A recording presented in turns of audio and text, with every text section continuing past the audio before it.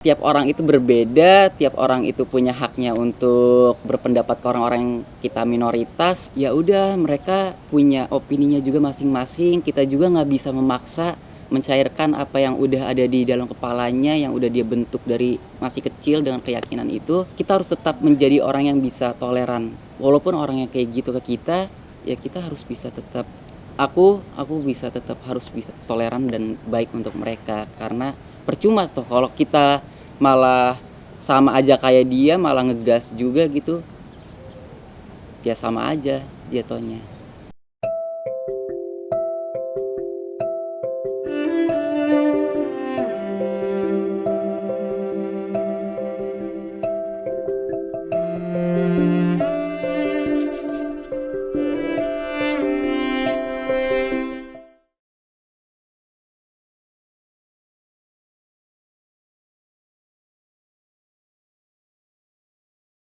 Halo teman-teman semuanya, perkenalkan nama aku Eren. Boleh dipanggil Ayong, soalnya teman-teman pada manggil itu. Aku dari jurusan Ilmu Komunikasi dan sekarang berumur 19 tahun.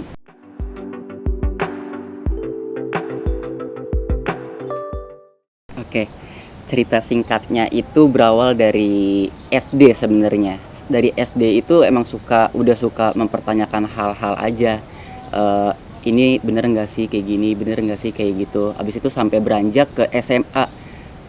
Kayaknya pemberontakan itu yang semakin gede ya dalam diri, untuk berpikir eh, agama ini sebegitu pentingnya untuk kita di kehidupan ini atau nanti setelah kita udah meninggal. Jadi lebih suka mempertanyakan dan akhirnya selepas dari SMA udah mulai teguh sama keyakinan dan pemahaman dan penalaran aku sendiri gitu. Apa yang aku lihat agama dalam dalam kehidupan kita di sini kayak gitu.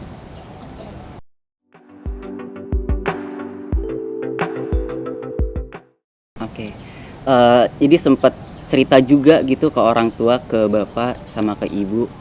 Jujur aja kalau ibu itu yang lebih sensitif, jadi dia jujur sedikit sedih karena dia nggak bisa memberikan apa yang udah dia beri ke anak-anaknya, apalagi aku SD-nya itu SDIT yang sekolahnya itu Islam kayak gitu. Terus kalau bapak, jujur karena bapak itu lebih, aku ngerasa bapak itu lebih pemikirannya dan cara dia untuk merespon sesuatu itu tuh, dia nggak asal aja gitu, tapi dia pertimbangkan lagi. Dan kalau bapak dia lebih open untuk tahu kalau aku tuh kayak gini.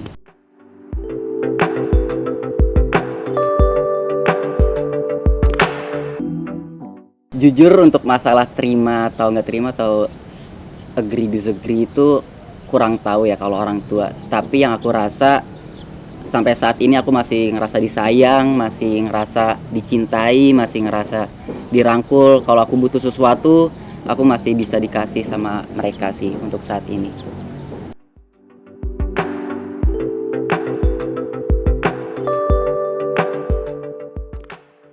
Oke.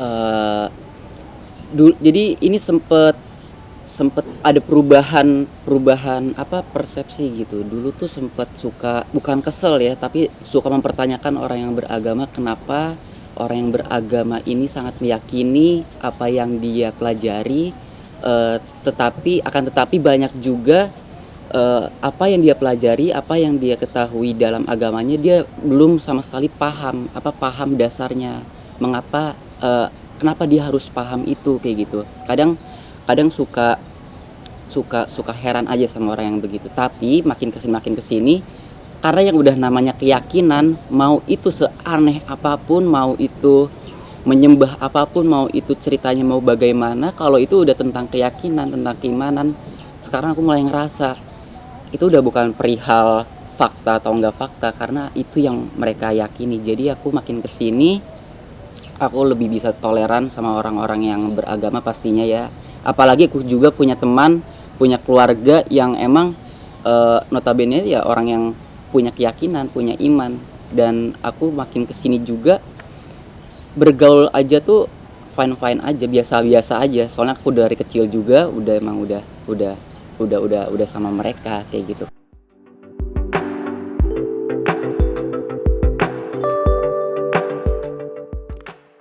Oke, em, untuk mempercayai keberadaan Tuhan, aku ngerasa keberadaan Tuhan itu memang harus ya. Aku ngerasa itu harus dan itu pasti, aku yakinnya kayak gitu. Karena aku ngerasa emang kita ini tuh sebegitu banyak, sebegitu kecilnya alam semesta ini, kayak aku ngerasa itu hal yang mustahil aja kalau sebuah kebetulan aja kayak gitu. Pasti ada sesuatu yang mengatur, ada sesuatu yang menciptakan, dan ada sesuatu lah di situ yang aku pun nggak ketahui itu apa, dan aku beranggapan itu adalah pencipta kita, pencipta kayak gitu. Dan cara aku berkomunikasi dengan Tuhan, eh, aku nggak bersembahyang, tapi untuk berkomunikasi ya berdoa seperti orang pada umumnya aja, kayak orang itu berharap semoga dia kayak gini ke depannya, semoga kayak gitu. Aku kayak orang-orang biasa aja, orang kayak pada umumnya, untuk berdoa biasa aja sih, kayak gitu Kak.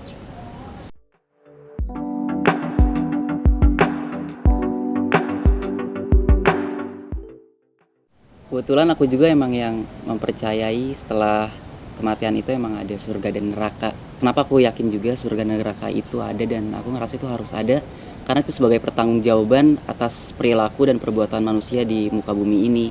Eh, Misalkan ada orang yang jahat di muka bumi ini, yang entah memperkosa anaknya, yang entah membuat keresahan, membuat kejahatan.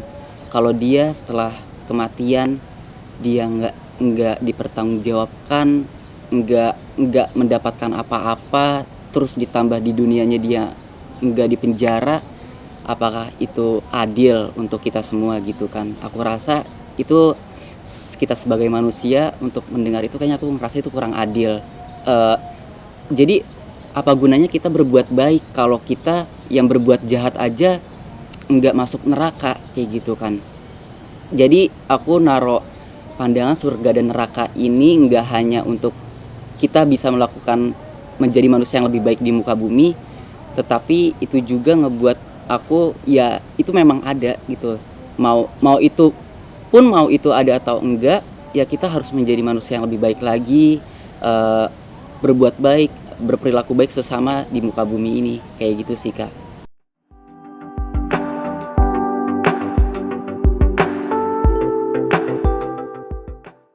Ya, stigma dari teman-teman terdekat itu, kalau kalau orang-orang yang agnostik itu tuh karena dia malas beribadah, karena dari dia malas beribadah, dia dia lebih memilih untuk nggak ngikutin peraturannya, dan menjadi agnostik. Kadang stigma itu banyak, sering aku dengar sama orang-orang yang agnostik itu dibilang nggak bakal masuk surga. Kayak gitu sih yang paling sering aku dengar ya, stigma-stigma itu dari teman-teman terdekat.